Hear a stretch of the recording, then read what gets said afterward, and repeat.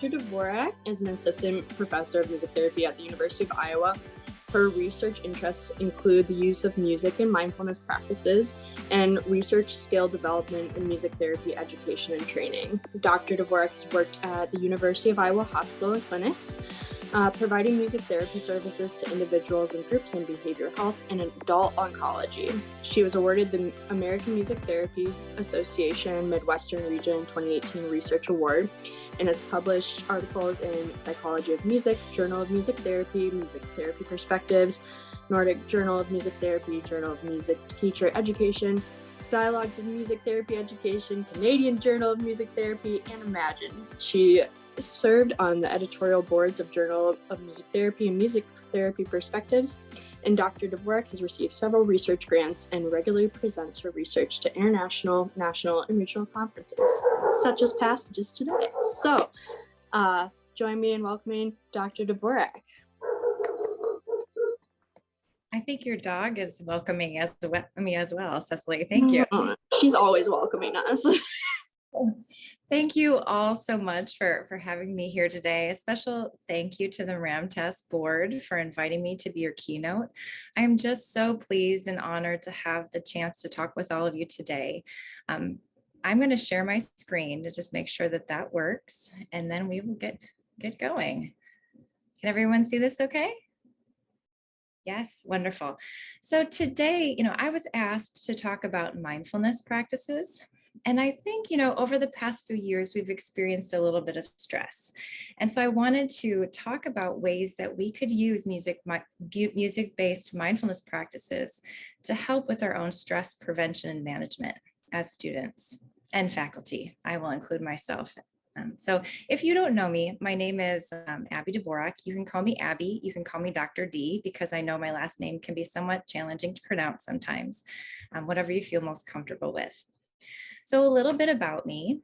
I was initially a music educator and choir director for a number of years until I heard Mary Adamek talk about music in special education.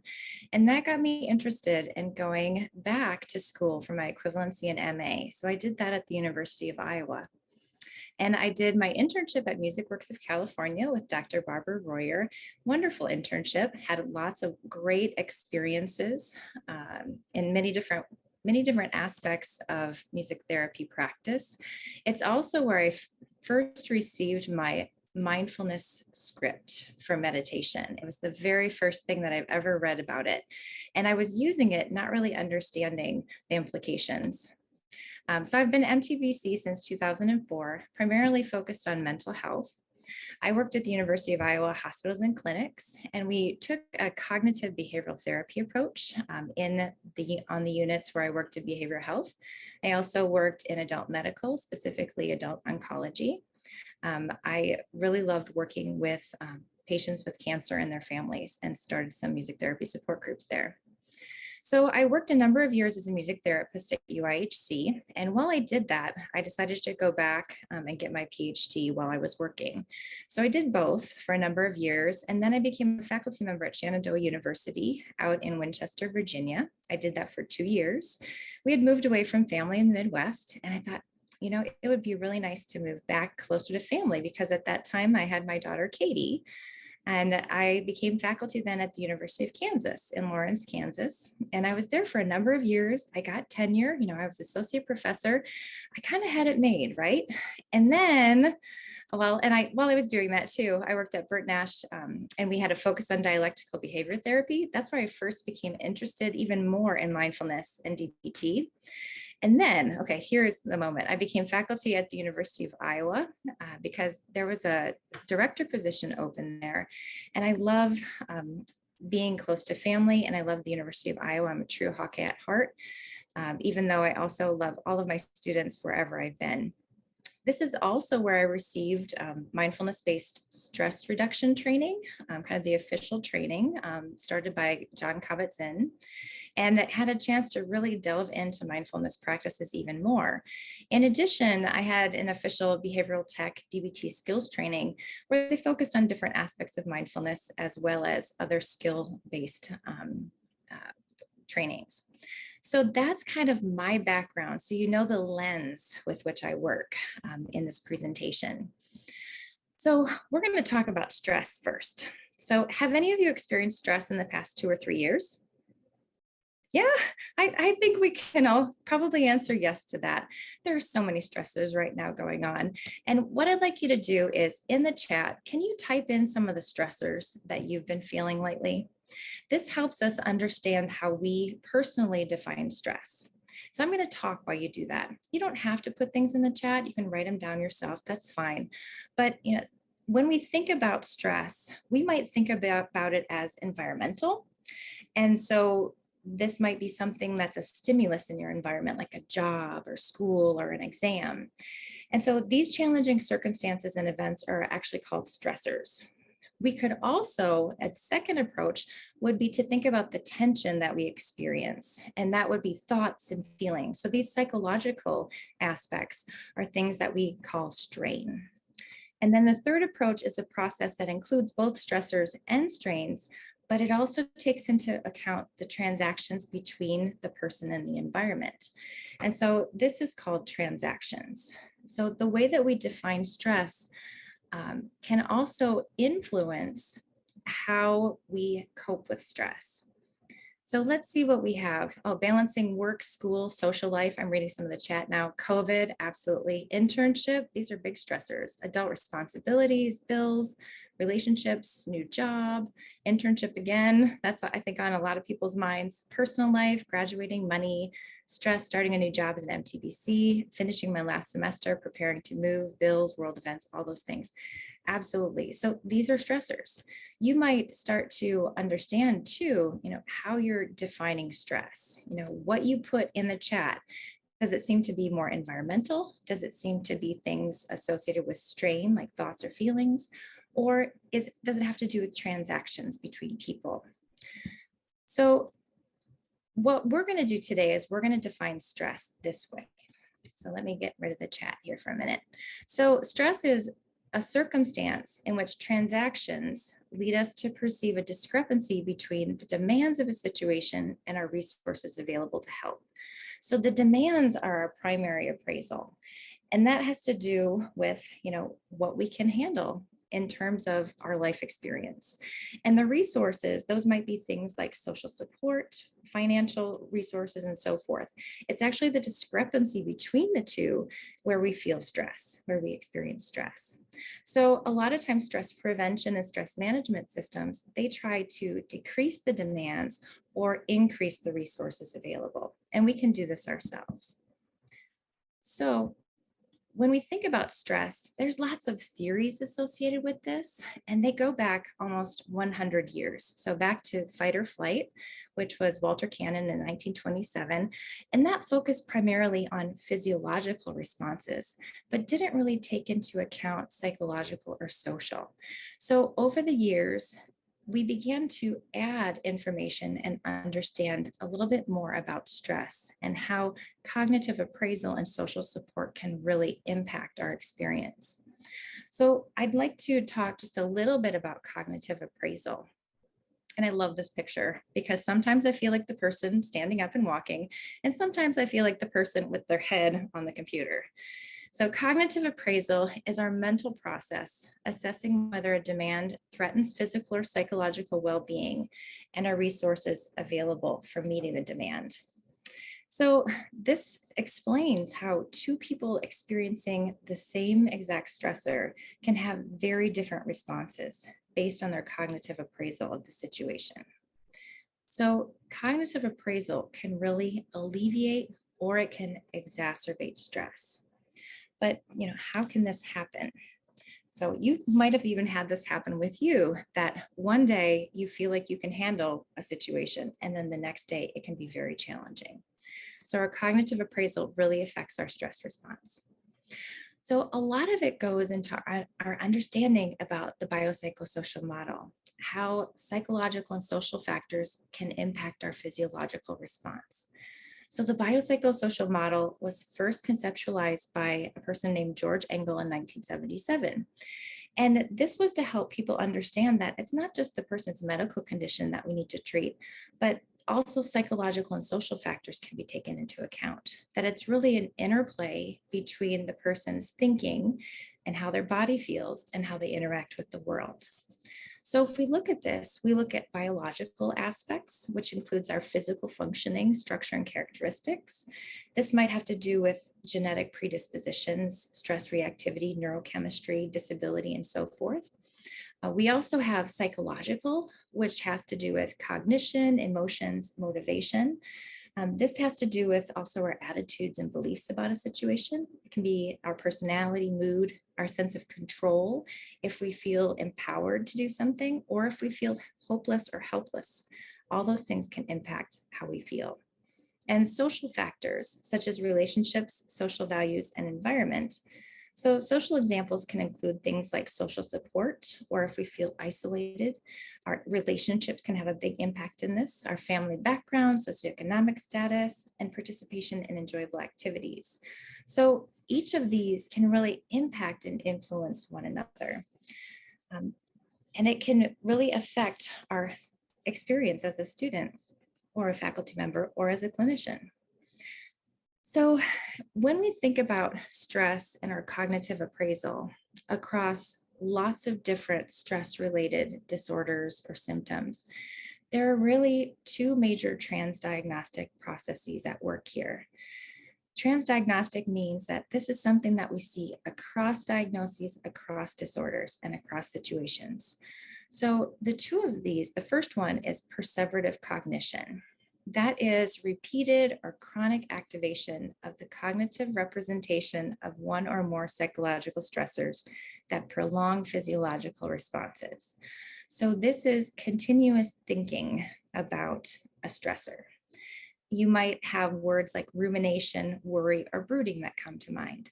The more we think about a situation and focus our attention on it, the worse we'll feel about it in many cases. So perseverative cognition can also lead to anxiety and depression.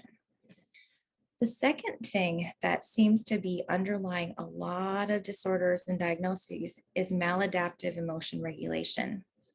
And this is conscious or subconscious use of behavioral, cognitive, and psychological skills that under or overregulate emotions and contribute to or exacerbate stress responses. So this might be when we have difficulty controlling our emotional responses in an event, such as with anger and hostility, or it could be that we're overregulating ourselves and suppressing how we feel, avoiding certain circumstances or feelings, or denying how we feel. So that can also lead to anxiety, depression, and over time, it can really have an effect on our overall health and well-being, physically, psychologically, and socially. So those two underlie a lot of difficulties that we have, but there is hope. There's mindfulness. And I discovered this, as a result of my own stressful circumstances and thinking back to earlier experiences that, I really didn't understand at the time, having to do with first encountering mindfulness in my internship and then working on it kind of on the fringes throughout my time as a clinician. But mindfulness, there's many different ways of defining it, but we'll define it today as non-judgmental attention and awareness in the present moment. So mindfulness can actually reduce perseverative cognition and improve emotion regulation by stimulating our cognitive control areas of the brain and downregulating the biological stress response. But it's really in an innate human capacity. So we're going to talk a little bit about mindfulness. A little note on this picture. This is one of my favorite pictures. It's from a Mindfulness in the Schools project that we did. It's going to come back later in the presentation because I just love, the whole idea of it and the colors and so forth. So thank you for bearing with me. But mindfulness is really a metacognitive skill. So it's thinking about your thinking, and it's a natural human capacity that everybody has that can be improved with practice. So when we practice mindfulness, it's a mode of awareness that is evoked when attention is regulated, but it's not limited to meditation. So mindfulness can be involved with a wide variety of experiences, but it is surrounded by misconceptions and misunderstandings. And researchers, clinicians, everybody might have very different definitions. So when we look at mindfulness, this is an official definition from Kabat-Zinn. You'll notice it has that human capacity. It has attention, awareness, present moment, and it also has without judgment or attachment. So, thinking about mindfulness, mindfulness practice refers to traditions and interventions that enhance our innate capacity. You might notice a slight difference here. A lot of times people use mindfulness and meditation interchangeably as if they're the same thing, but they're not. Mindfulness is a quality. It's a quality of the person, while meditation is a practice. And there are lots of different types of meditative practices that originate from around the world. And they have different traditions associated with them. There might be formal or informal teaching methods. But we acknowledge that the Western use of mindfulness owes its roots really to the Buddhist traditions of mindfulness meditation. And mindfulness meditation is one type of practice that we can use to enhance mindfulness. But there are other practices outside of meditation in which we can practice mindfulness throughout our lives, including those involving music. And that's where I began to get really interested. Well, how can we connect the two of these? So let's take a moment to think through the basic starting point of mindfulness, and that is a breathing meditation. So a lot of mindfulness practices are built off of this smaller component, and then we work and practice from there. So if you feel comfortable doing so, let's try it together. It's going to be brief, but you can take these components and put them into your own practice. 20 to 30 minutes a day is wonderful, but even if you can do it for 5 minutes sitting in your car, maybe before you go into a session. So here's kind of a common step-by-step mindfulness meditation.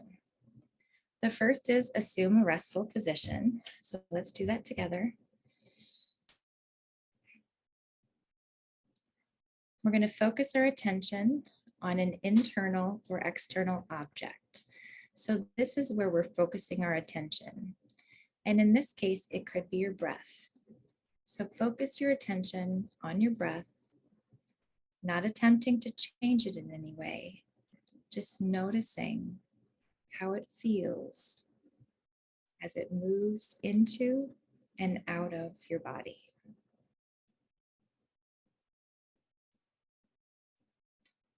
We know that you're going to be distracted from the object by internal and external factors. Internal factors could be your thoughts, something comes into your mind. External factors could be environmental sounds. For me, right now, it might be the sound of my voice distracting you. We notice and acknowledge the distraction. And then we return our attention back to the object. So mindfulness meditation is focusing on an object. We know that we're going to be distracted, but the whole idea is to notice and acknowledge the distraction and return our attention back to the object. So focus on the breath as much as we can, and always return back to the breath in this case. The object of meditation might change. And so the object could be something having to do with your breath, but it could also have to do with music. So what's really going on here in the brain? Let's take a brief look. So here's some brain stuff. So when we think about mindfulness in the brain and what we just practiced, in a state of mindfulness, we want to activate the prefrontal cortex. That's where we make decisions, and that's where we problem solve. So when we practice mindfulness, we're actually introducing space in between the stressor, strain, or the transaction going on and our response. So by activating the prefrontal cortex, we can make better decisions and problem solve a little bit easier. We are also attempting to deactivate or downregulate the amygdala. And remember, the amygdala has to do with kind of our alarm central. It has to do with fight, flight, or freeze. It revs up our body. It's something that we need for survival. But over time, especially in the environment sometimes in which we work, the amygdala can become overactivated and it can cause chronic health problems over time. So we're trying to deactivate or downregulate the amygdala. In addition, with mindfulness, we are trying to deactivate the default mode network. And that is a great network in our brain that helps us with creativity. It has us thinking about ourselves and about our future. So if you're, don't stop thinking about tomorrow theme, your default mode network is probably at work. But in mindfulness, when we're trying to focus on our attention awareness in the present moment, we don't want that to happen. We want to actually deactivate that default mode network and stop thinking about ourselves and think about the present moment to give our minds a little break. We also, in many cases, want to deactivate the reward system because the reward system in our brain responds to emotions and makes judgments. And in mindfulness, you notice from the definition from Kabat-Zinn, we want to do things non-judgmentally and in a non-evaluative way. So as much as possible, we try to deactivate the reward system. Now, there might be different ways that we activate or deactivate these areas by using music. So let's take a look at how we would combine mindfulness and music. So music, when we think about it in terms of focusing on stress, there are two major ways that music can help us with stress.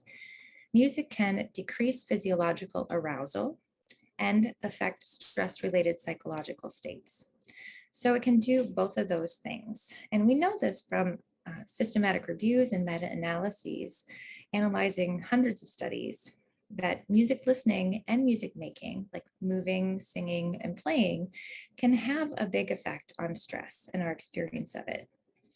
So both music making and music listening can activate brainstem responses in charge of automatic or autonomic responses responsible for physiological arousal, and also limbic, reward, prefrontal, speech and language, and other systems and networks responsible for psychological states. So it can do both, which it's like we have this superpower. It's really amazing.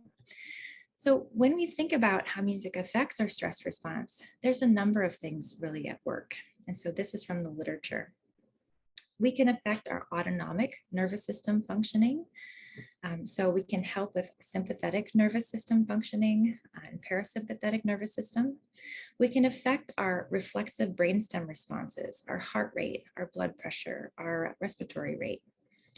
We can also affect the hypothalamic pituitary adrenal axis, which has to do with our stress response.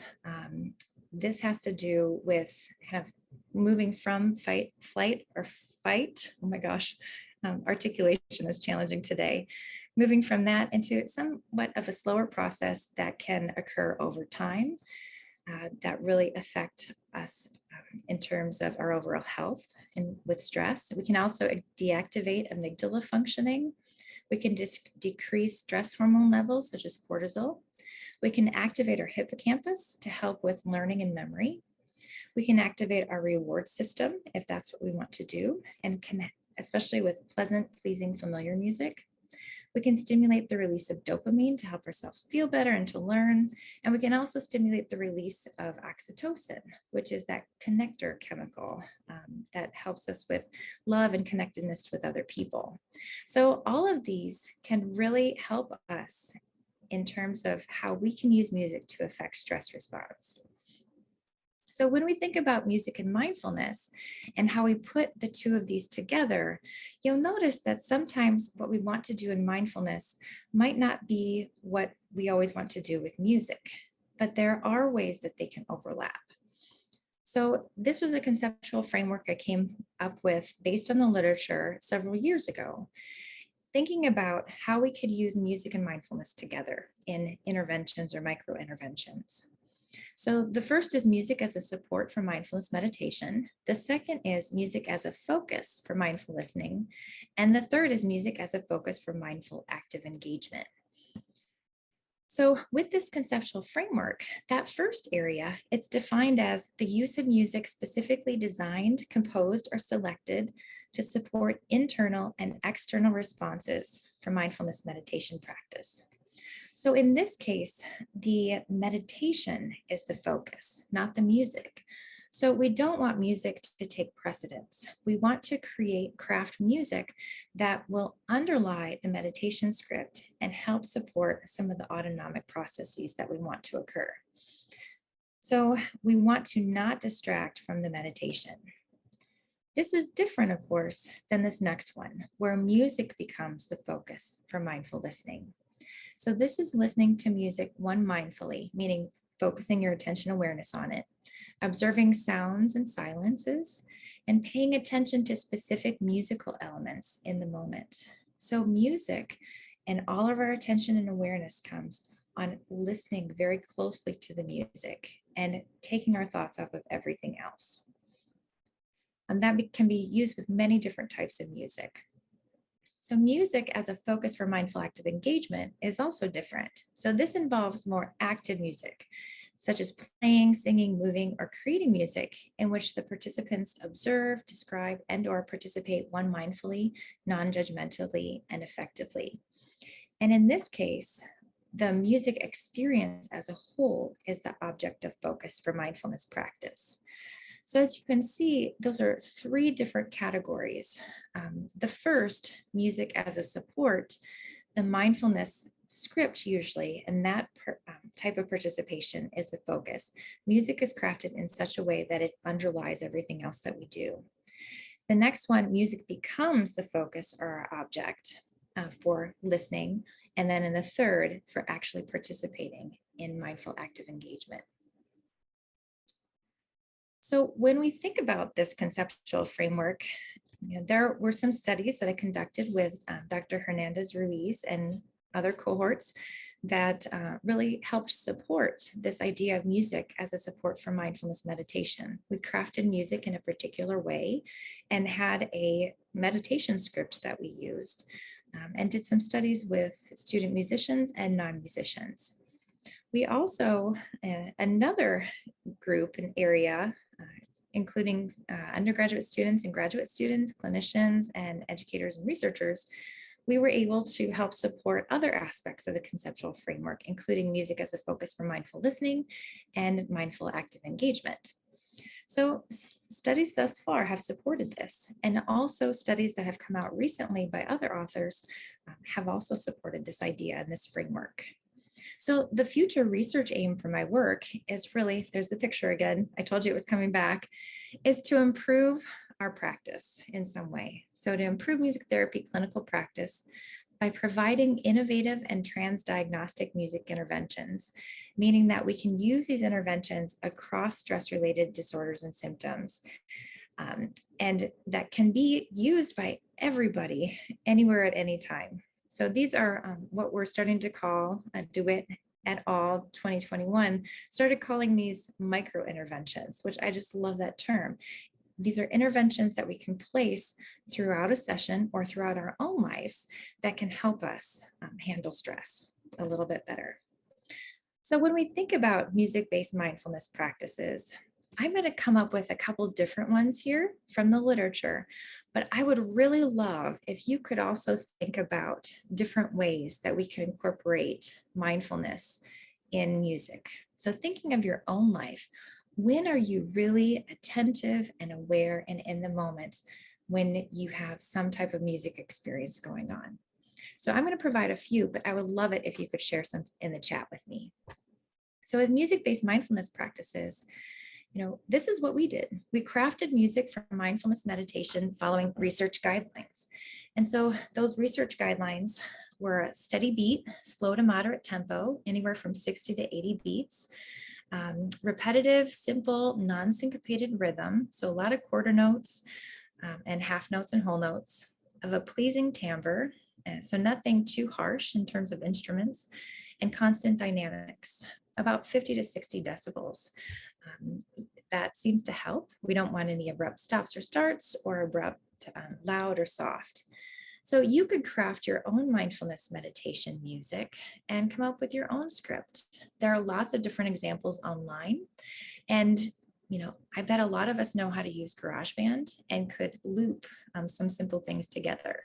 So come up with something that seems to work for you. It can be, whatever instrumentation you like, as complex or as simple as needed. We can also observe sounds and silences in the music, and this is supported by research. Find a piece of music that you love to listen to, or maybe one that's new to you, and simply observe some aspect of the music. It could be sound and silence, or it could be focus on a particular attribute in your preferred music.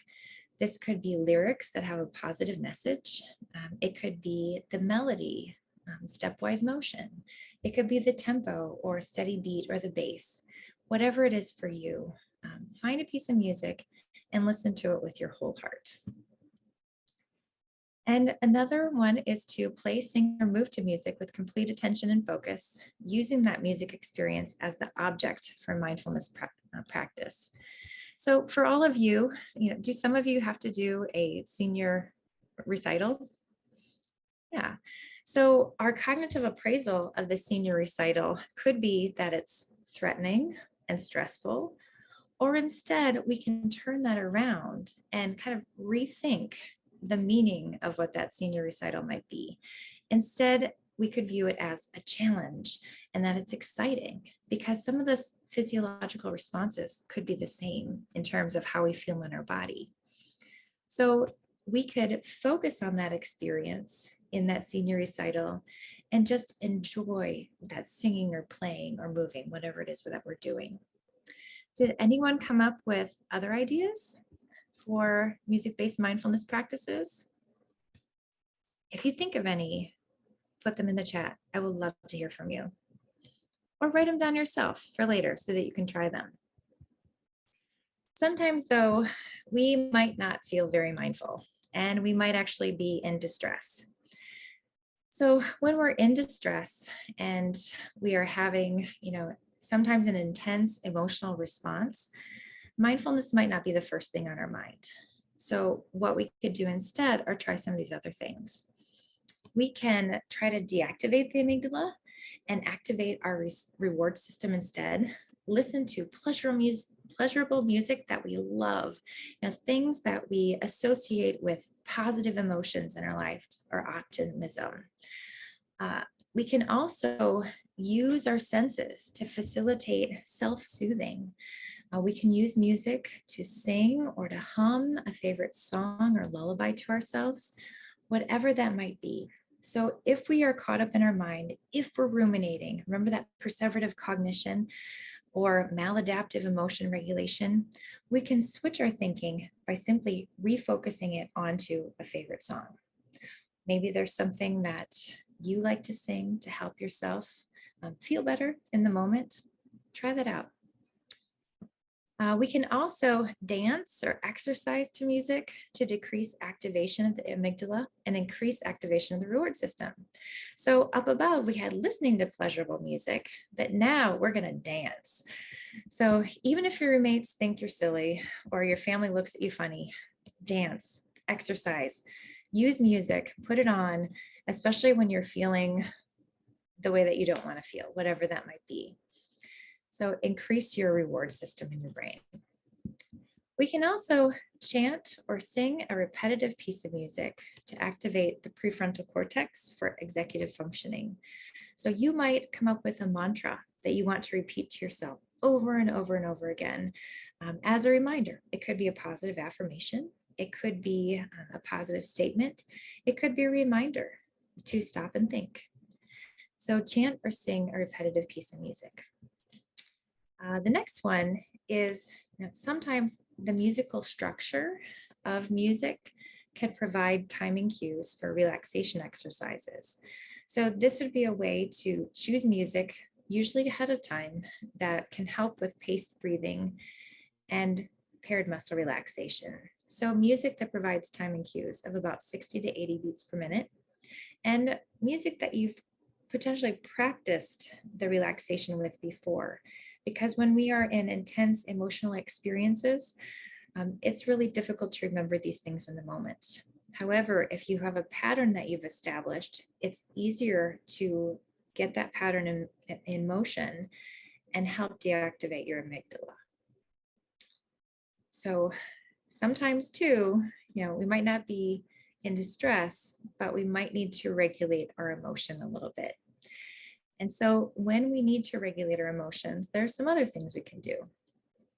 Oh, look at this. We have a lot of preferred and familiar music in a lot of these areas, or using music the way that we might use music with our clients, but we can do that as well.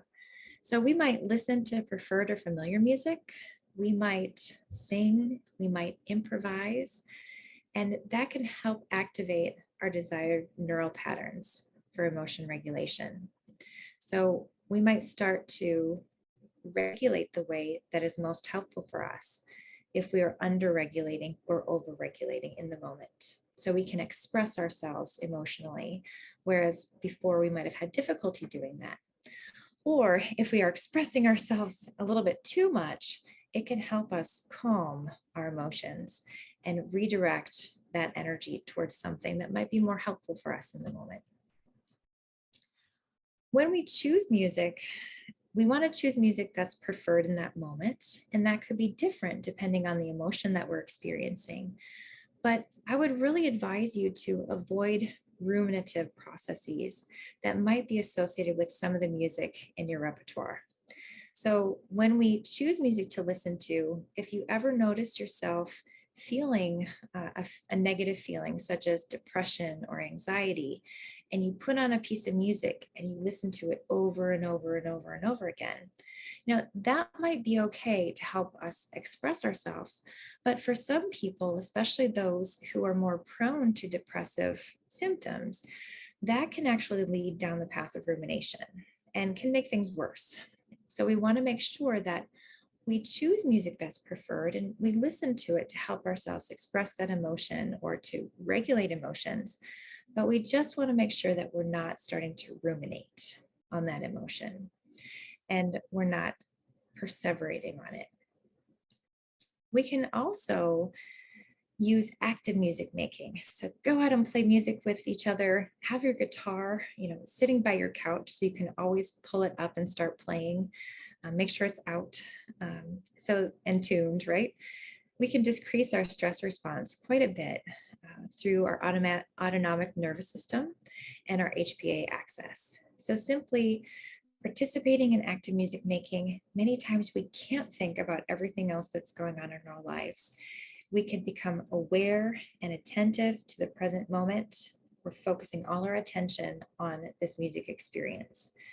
And one thing that we can encourage ourselves to do is to not judge ourselves in that moment and not evaluate, oh, I forgot the chord, or, oh, I could have played this instead, but I chose to play this instead with the client.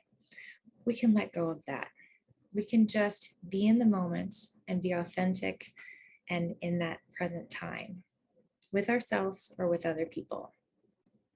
One thing that came out in the literature was that, when we're trying to regulate our emotion, we might want to avoid dissonance minor or unexpected musical events when composing or choosing music.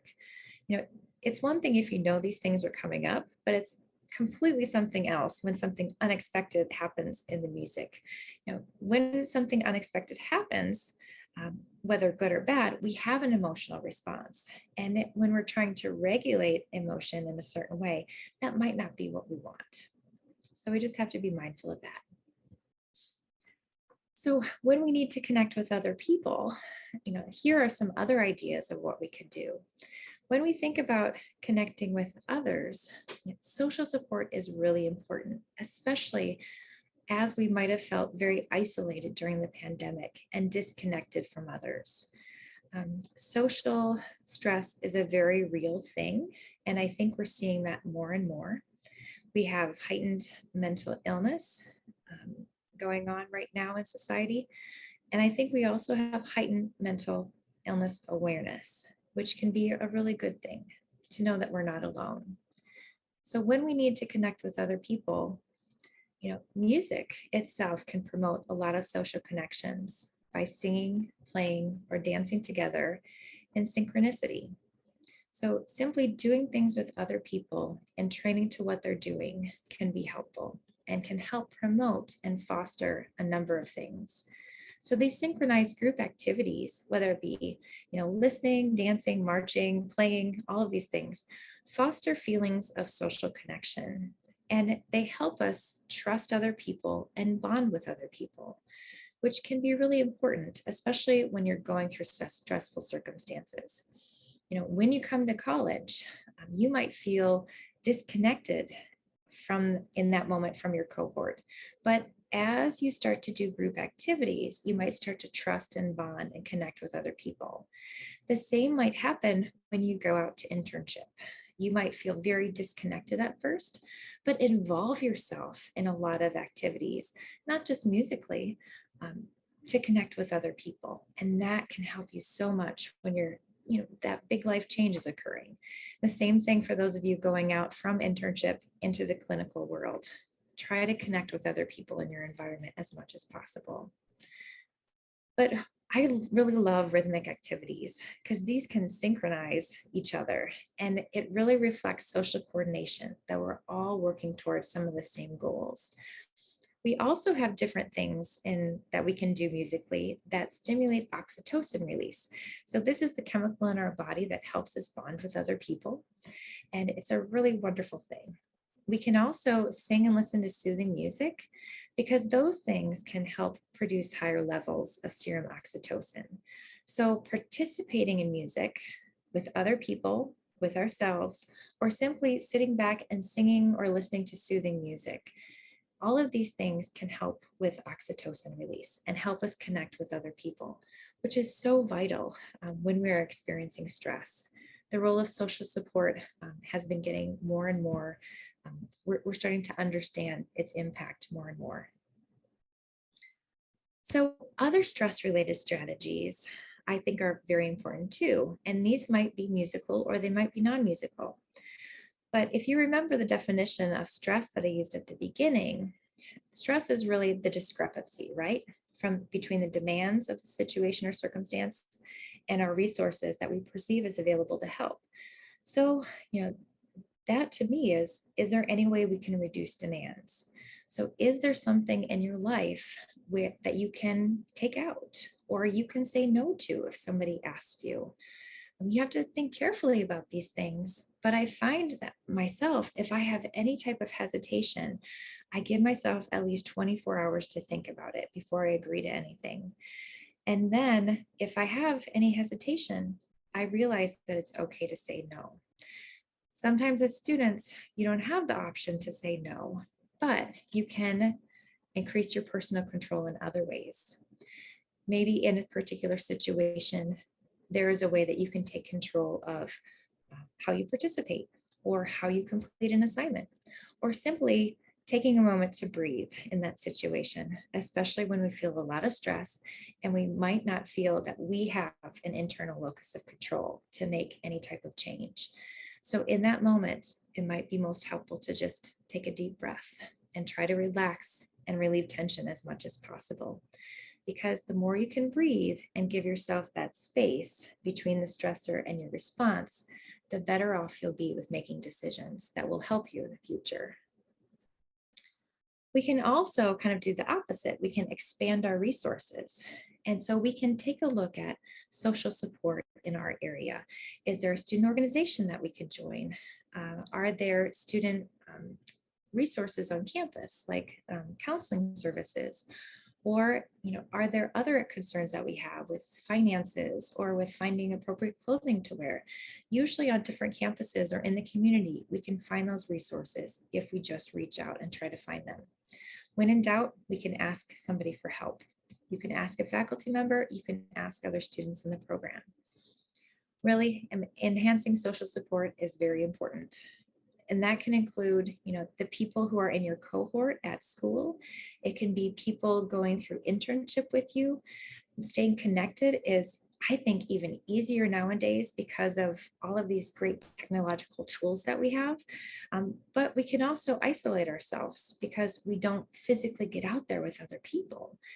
So getting out there, maybe volunteering in your community so you can interact and work with other people, maybe connecting, reaching out over the phone or email, inviting somebody to coffee. I mean, all of these things in the long run will really help our stress level. We can also manage interpersonal problems. Sometimes stress might have to do with another person in our environment. And if we're not sure how to deal with that, it's best to ask for help. We can access counseling services. We could ask a faculty member, whoever is a trusted individual in your life. Try to figure out how you can manage some of these interpersonal problems that might be causing you stress. Organize your world. This is something that I've always struggled with, but I find that if my world is organized, I experience less stress. And it might simply be that I don't have to take the time to go out and find something or search through files. I have more time for other things. So if you can organize your world, whatever that means for you, might be organizing files, organizing your paperwork. It could be using your calendar. I always use my Outlook calendar and put in exactly all of my appointments and every task that I need to do for the day, for the week, or for the month. So if you can get yourself organized, you'll experience less stress. All of these things are common things that you've probably heard before, but they do take a level of mindfulness. They do take a level of focus, attention, and awareness. And if you've struggled with these things in the past, that's okay, because mindfulness is also about not judging yourself or evaluating yourself, right? So from this moment on, just do what you can do and stay in the moment. Another great key stress reducer is exercise. So moving your body, stretching, yoga, physical exertion, whatever that might be. A lot of us might use music for that, but we might not also. And either way is okay. So exercise, get up and move. I have an app on my phone that after 25 minutes, I can set it to ding, and it reminds me to get up and move for 5 minutes.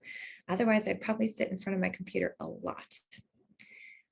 One big thing we can do for ourselves to help with stress is to engage positive emotions.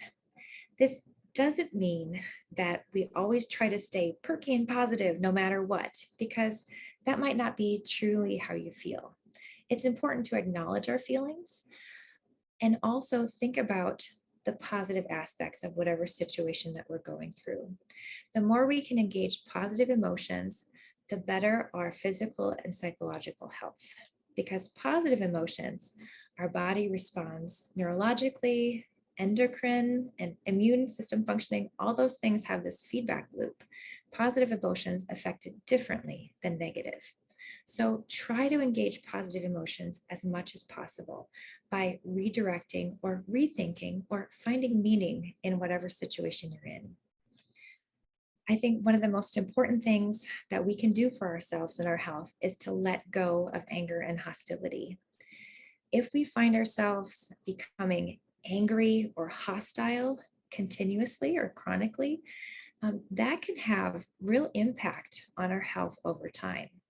Anger and hostility release a lot of stress hormones, including cortisol, that chronic long-term can lead to a number of very serious health disorders, including cardiovascular disorders. So I highly encourage you to let go of anger and hostility and try to rethink the situation and understand things from another's point of view. Hostility is known as a killer emotion, and we just need to let go of it as much as possible. And what I loved about the theme for this Passages conference was don't stop thinking about tomorrow. And that to me says more than anything that we are optimistic. And optimism is so important because, again, it releases those wonderful chemicals in our body. It gives us a different framework from which to work. And we engage differently with other people and with our environment when we are optimistic. So I encourage you never to lose that. When you say don't stop thinking about tomorrow, don't ruminate or worry about tomorrow. We don't want that perseverative cognition, but we do want to engage positive emotions and optimism. And so I hope, a number of these stress-related strategies could help you in the future with whatever you decide to do and whatever path you take. But I just wanted to save a little bit of time for questions too. But most of all, I want to say thank you so much for allowing me to be here today. I'm incredibly grateful to have this opportunity to talk with all of you. If you have any questions or any concerns or comments, I am always happy to answer by email. And so my email is up here. It's abby-dvorak@uiowa.edu. And again, I entertain questions now, or if you want to think about them and send them later, I'm very open to that as well. So I will stop screen sharing so I can look at all of your wonderful faces. Hello, everyone. All right. And, some of your names too, that's good because I can't see everybody's face. But I hope that if you have questions, you'll ask them now. I'll give you a minute to breathe. Take a breath.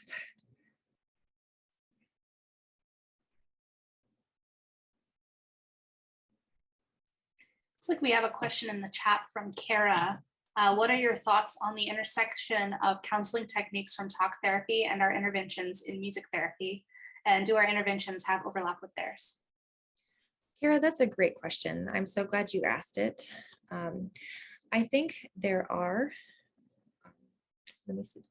overlaps between talk therapy and music therapy. I think we have to be mindful that we stay within our scope of practice, but there are verbal interventions that we use in music therapy that they use in counseling techniques as well.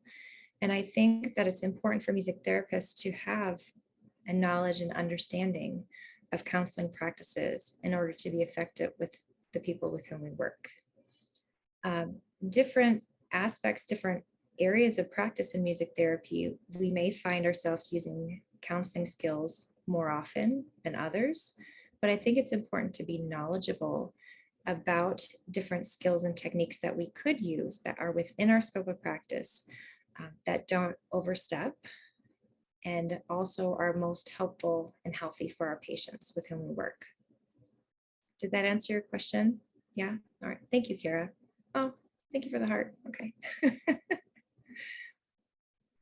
Other questions? I would love to hear from you. I hope that I'm not intimidating or you're not afraid to ask questions. So please ask them.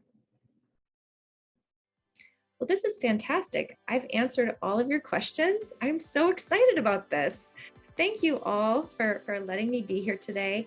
And really, if you do have any questions, I'm going to put my email in the chat again so that you have it. And just, let me know if anything comes up or you want to talk. I always love having students and clinicians work with me on, research projects or clinical projects. Just let me know how I can help. I'm in a service profession, and so I serve my students and clinicians and community members. And I'm happy to talk with you about anything. So thank you. Thanks, Dr. Dvorak. It's so good to see you and have you give our keynote presentation. So thank you so much.